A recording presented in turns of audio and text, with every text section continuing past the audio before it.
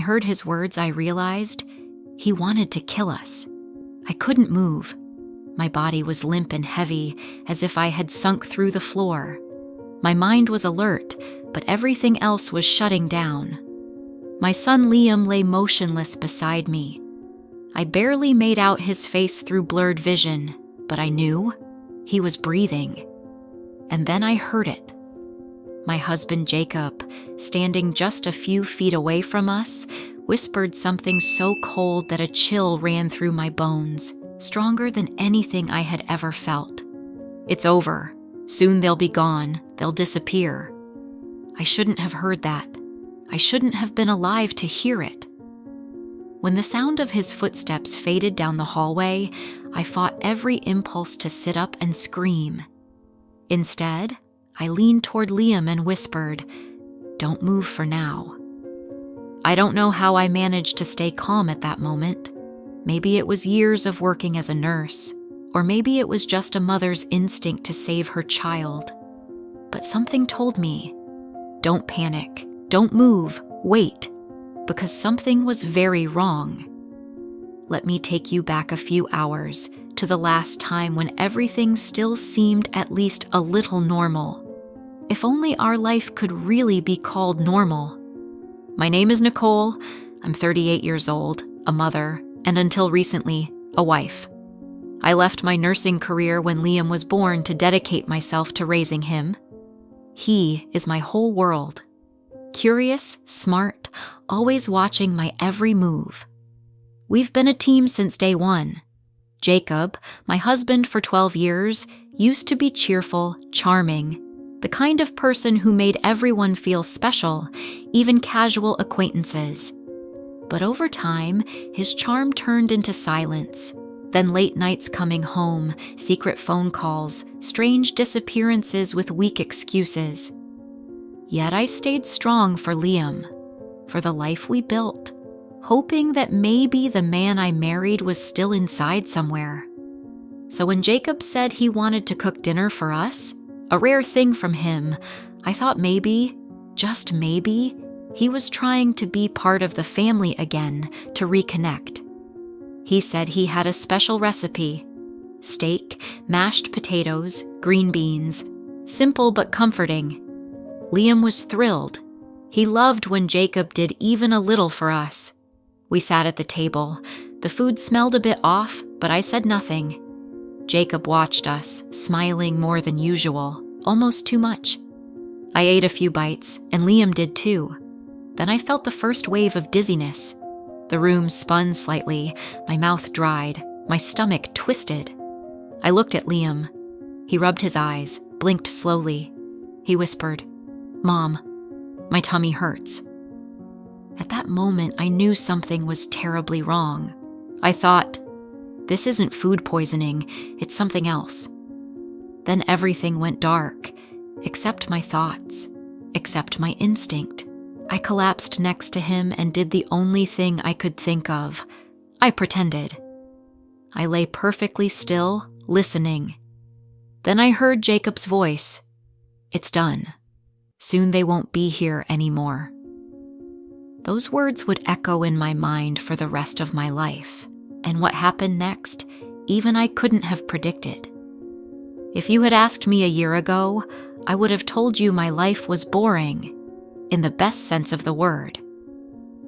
We lived in a quiet neighborhood near Atlanta, the kind of place where people wave when you drive by, and the mailman knows your dog's name. Our home wasn't fancy, but it was warm, safe. At least I thought so. I spent almost all my time at home with Liam. He's 11, sharp as a knife, and too observant for his age. He always asks a million questions. He wanted to know why things happen, how everything works. I joked that he was my little scientist. He followed me everywhere, copying everything I did, how I stirred my coffee, folded laundry, even how I hummed to myself. Being his mom was the one thing I never doubted. I might not have had a big career or prestigious degrees like Jacob, but I had Liam, and he gave my life meaning. Jake and I met when I was 25. He was tall, witty, charming, The kind of man who makes you feel like the center of the universe when he looks at you. He worked in finance, already earning well and able to take initiative, confident but not arrogant. At least then. We married in less than a year, and at first he truly was amazing. Everyone said I was lucky. He surprised me with flowers, left notes on sticky notes, made playlists for long trips. When Liam was born, he cried harder than I did. I thought, this is the man I'll grow old with.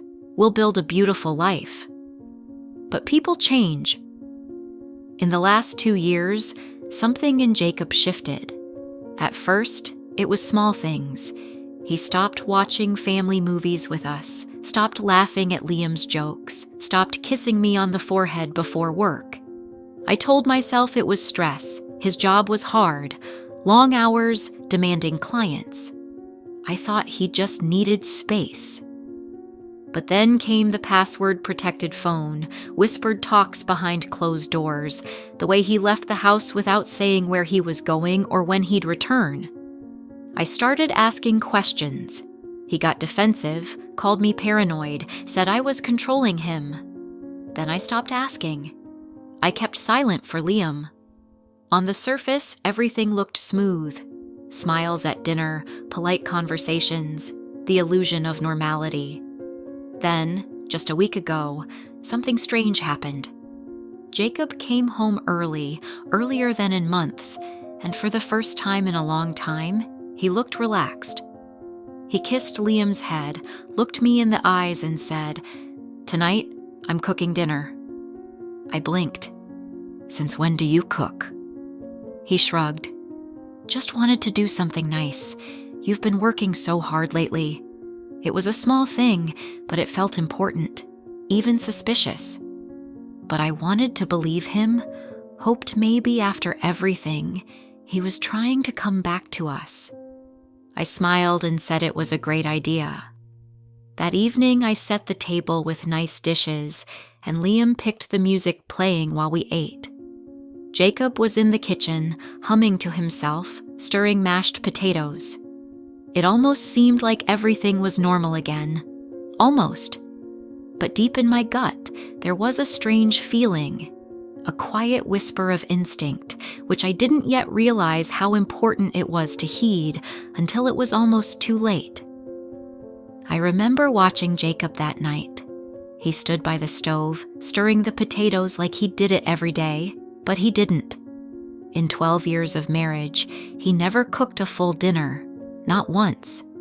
So yes, I was surprised, but mostly I tried to convince myself it was a good sign, a new beginning. I wanted to believe. Dinner was served around 6. Liam set the table, spreading fabric napkins he thought were festive. He was thrilled. His dad was finally doing something just for us, something normal. The food looked okay. Steak slightly overcooked, green beans with too much garlic, but the mashed potatoes immediately stood out. They looked strange, too smooth, too glossy. I don't even know how to describe it. I tasted it. The texture was unusual, too creamy, almost like glue. The taste wasn't terrible, but there was a bitterness under the butter. I put down the fork and reached for a glass of water, swallowing hard. Liam ate a few spoonfuls too. I watched him. He winced but kept eating. Jacob watched silently, smiling. I said, "The potatoes taste weird." Jacob laughed and said something like, "Looks like I'm not as good a cook as I thought." Then he stood up and started clearing his plate without a word. That's when I felt it. Dizziness. Waves rolling over me, not the kind you get from standing up too fast, but as if the whole room was tilting. My fingers went numb. My throat felt dry and sticky. I blinked, trying to focus. Across the table, Liam fell silent. He rubbed his tummy, his eyes wide, and his small fork dropped onto the plate. He looked at me and whispered, "Mom, my tummy hurts." This moment remains etched in my memory. his face full of confusion, knowing something was wrong but not how to say it. Instinct took over. I tried to reach for him, but my arm didn't obey. My muscles failed. The image before my eyes blurred at the edges. I could barely keep my eyes open. And Jacob?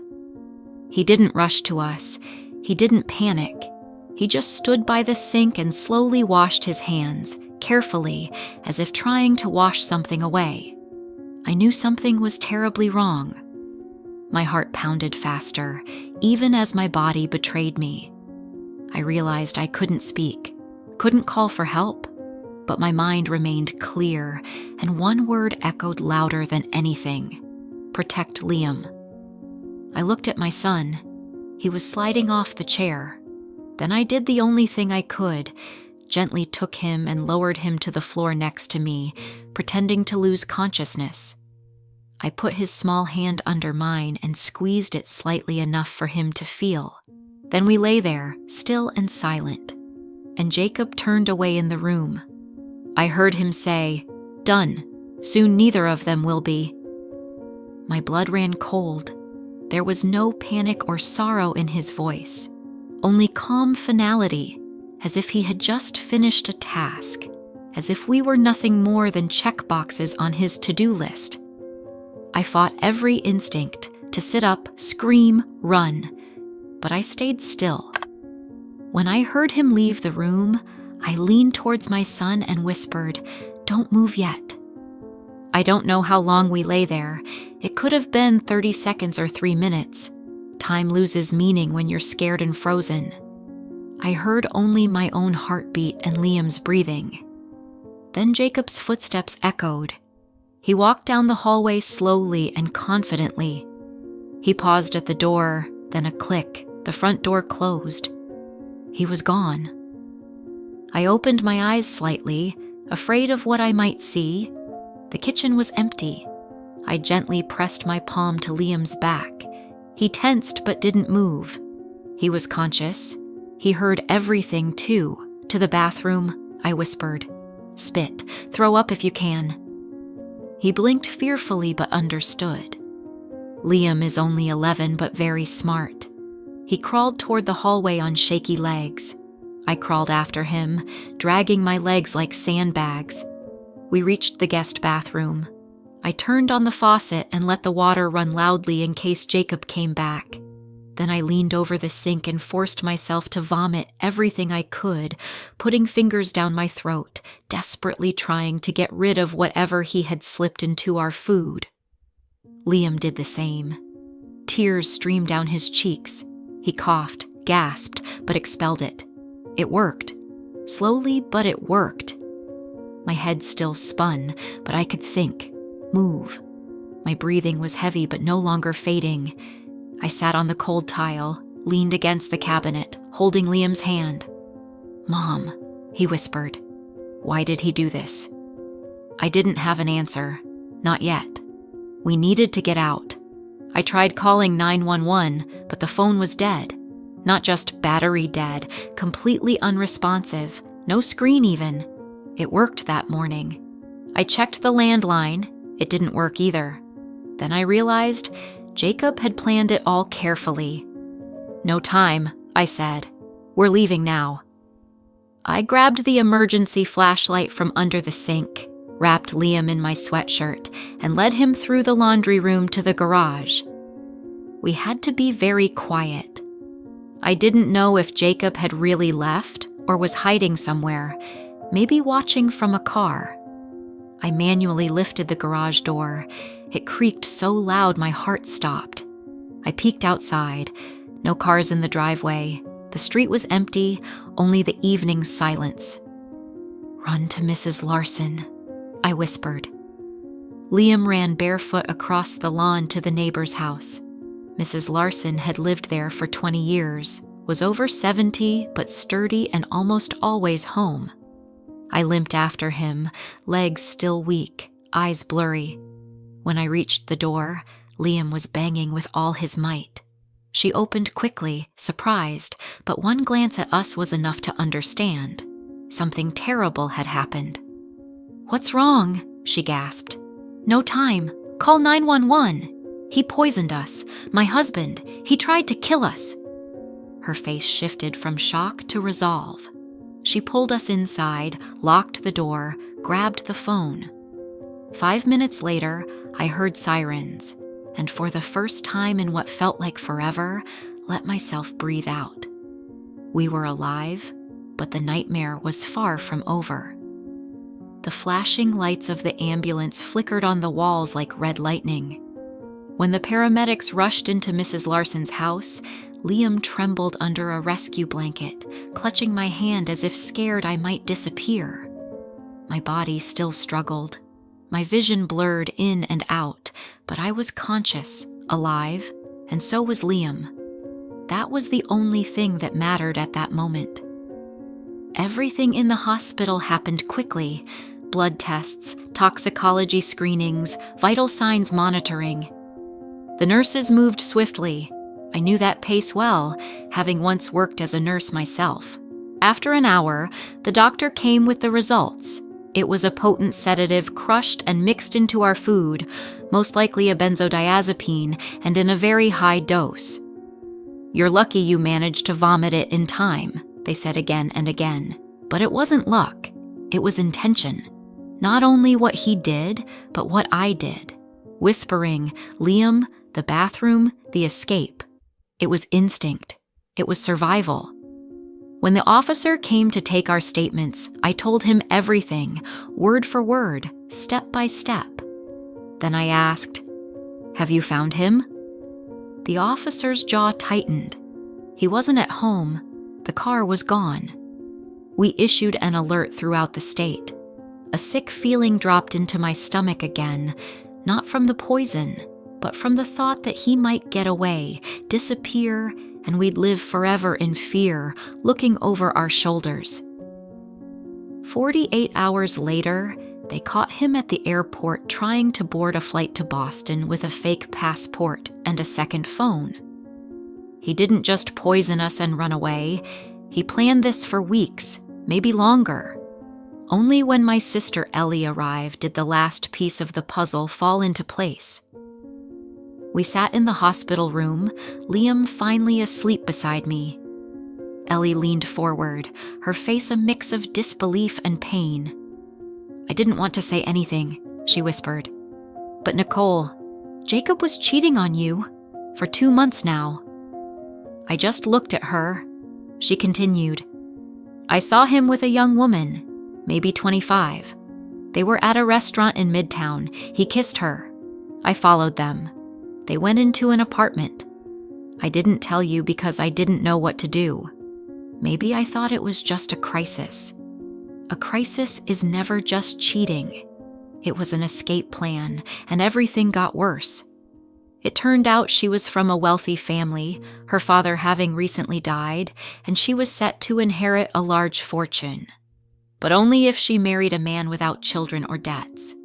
Jacob wanted to be that man. No wife, no son, free to start over. Poisoning, fake documents, attempt to flee. It became clear. He didn't just want to leave us, he wanted to erase us. Jacob was charged with attempted murder, threatening a child's life, and using banned substances to cause harm. At first, he pleaded not guilty, but there was too much evidence. Now he's serving life without parole, and I'm still piecing myself together. But the truth is, I'd rather live in broken shards than in a beautiful lie. Now I wake up with a different kind of gratitude. Not for big things like second chances, justice, or revenge, but for small things. Liam's laughter in the next room, the quiet click of the front door lock at night, the warm sunlight in the kitchen when I make coffee in a home where we are safe. It's been 3 months since that night when everything shattered. 3 months since I collapsed on the kitchen floor next to my son. 3 months since Jacob's words, "Soon we won't be here." It still sounds unreal, but it happened, and we are still here. Liam and I have fully recovered physically. Doctors said the dose was lethally high. It was supposed to look like accidental overdose, easily explainable. If we hadn't vomited it in time, we wouldn't be here. That thought follows me like a shadow.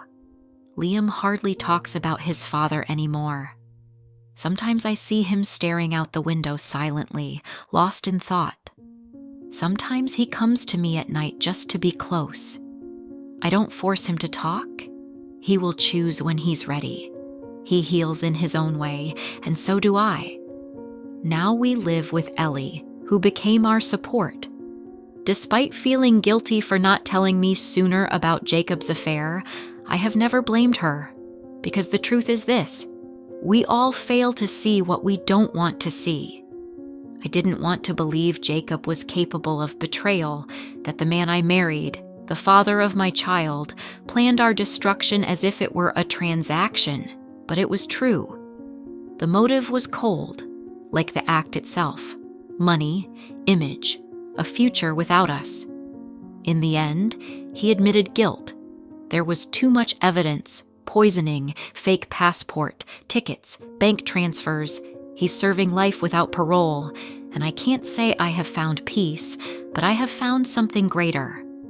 It's important to be clear. People often ask me what I learned from this, what advice I would give other women or anyone in a similar situation. Here is my answer. Listen to your instincts, even when they're faint, even when they lack proof. We're taught to be polite, to give people chances, to believe the best. But sometimes doubt is your chance. If your body tells you something is wrong, believe it. If your stomach tightens for no reason, pay attention. If you feel the air change in the room, the atmosphere darken, the silence grow heavier, that's your signal. I ignored it too long. I let the fear of conflict drown out the fear for my safety. Never again. On the night Jacob tried to poison us, my salvation came not from strength or preparedness. It came from silence, from listening, from not moving until the time was right. That small, quiet decision saved my life and my son's life. Now every day is a new chance to protect him in ways I never could before. Not just from danger, but from silence, doubt. From thinking love means ignoring your own voice, because true love, the kind that stays with you forever, never puts you in harm's way, never makes you question your worth, and never, ever comes with poison. Did you like the story? Write your opinion in the comments. Don't forget to subscribe to the channel and turn on notifications so you don't miss the next interesting story. See you tomorrow.